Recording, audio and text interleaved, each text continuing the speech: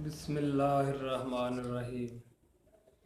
अस्सलामुअलैकुम वरहमतुल्लाहि वबरकातुहू। प्यारे नाजरीन, किवें ठीक हो? उम्मीद करने तुसी ठीक ठाक होवोगे। असी भी अल्लाह पाक दा एहसान है ठीक हाँ। रमज़ान शरीफ का महीना किवें गुजर रहा है? ठीक है? रोज़े रोज़े रख रहे हो? इबादत वगैरह कर रहे हो? नमाज पढ़ो, रोज़े रखो, अल्लाह नू राज़ी करो।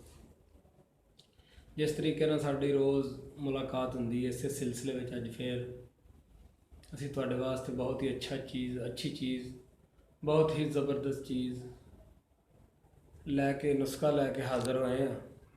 काफ़ी दिनों तो बाद साडी मुलाकात हो रही है तो रमज़ान शरीफ की मसरूफियत के नाल भी समझ लो कि टाइम नहीं मिलया, लेकिन तुहाडे वास्ते टाइम कढ़िया। बहुत ही आला चीज़ है, चीज़ है कसरत हैज़ वास्ते। जिहड़ा औरतां नूं समझ लो कि डेट आउंदी है, डेट रुकदी नहीं, खून चलदा रहिंदा, जारी रहिंदा, उहदे वास्ते चीज़ है। इनू कसरत हैज़ कहंदे ने कि मुसलसल चलदी रहनी, या हफ्ते बाद आ जानी या दूसरे दिन, या खून पैंदे रहना। इहदे नाल औरत बहुत ज़्यादा कमज़ोर हो जाती है। लक दे कड़े च दर्द रहिंदा, गोड्यां गिट्टियां नूं दर्द, बहुत ज़्यादा मुश्किलात बन जांदियां ने। उहदे वास्ते बहुत ही आला चीज़ है, बहुत ही अजमूदा नुस्खा है। खालस तन तुहाडे वास्ते खालस चीज़ है, अजमूदा चीज़ है। इनू बनाओ और इस्तेमाल करो। अल्लाह करीम दी ज़ात अपनी रहमत करेगी, अल्लाह फजल करेगा। तो मेरी इल्तजा है, मेरा लालच को नहीं मैनू कोई भी किसी किस्म का। ये नुस्खे देने तुहानू तुहाडे कोल भेजने, इनू बनाओ, खुद बना के इस्तेमाल करो। अगर कोई मसरूफियत की वजह तो ना बना सके या ना बनता होए, समझ ना आती होए, राबता नंबर असीं उत्ते देने, सानू फोन करके पुछ भी सकते हो कि जी हकीम साहब ये किवें बनता है, किस तरीके नाल बनता है, या खाना किवें नहीं समझ आती, वो असीं तुहानू सारी चीज़ समझा भी सकने। अगर ना बना सको असीं बना के तुहानू भेज भी सकने, कोई ऐसी वड्डी गल नहीं। ये मेरे दुआखाने का बहुत ही आला और अजमूदा नुस्खा है। तो नुस्खा तुहाडी खिदमत अक्सद विच हाज़र है। तो ये नुस्खा लिखो और फ़ायदा हासिल करो और सानू दुआवां च याद रखो। पहले नंबर पर तुसां लैनी है लोध पठानी।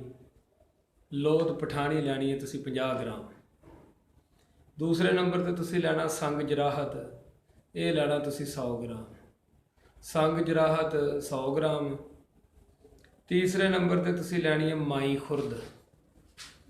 माई खुरद लैनी है तुसीं 25 ग्राम।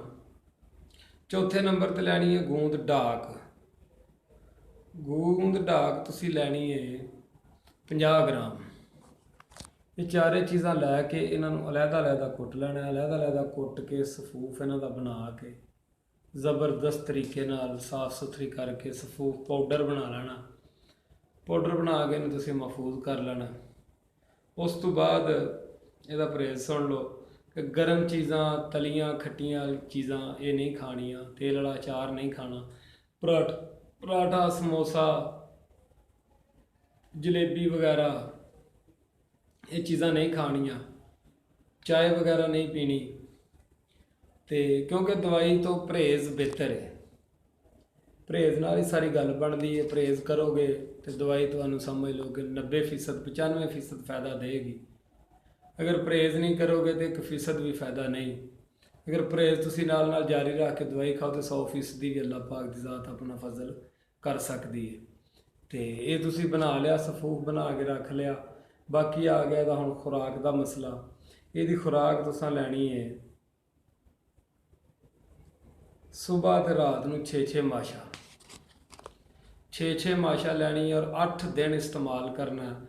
8 दिनों तो ज़्यादा इस्तेमाल नहीं करना। अगर उहदे नाल मसला हल हो जाता ठीक है, अगर नहीं होंदा घट जाती है, थोड़ा होंदा तो फिर तुसीं हफ्ता एक छड्ड के अगले हफ्ते फिर इनू इस्तेमाल कर सकते हो। सुबह और शाम नूं 1 चम्मच गर्म दुध नाल तुसीं लैनी है। दुध खालस होना चाहिए। खालस दुध विच पानी वगैरह हल्का फुल्का थोड़ा जिहा पा के उन्हूं गर्म करके चंगी तरह मिठा पा के, तो अगर शुगर है तो मिठा नहीं पाना।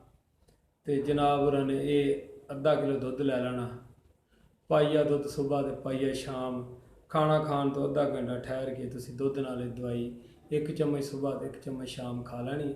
इंशाल्लाह अल्लाह करीम की ज़ात फजल करेगी और अपनी रहमत करेगी। अल्लाह निगहबान, इंशाल्लाह फिर मिलांगे।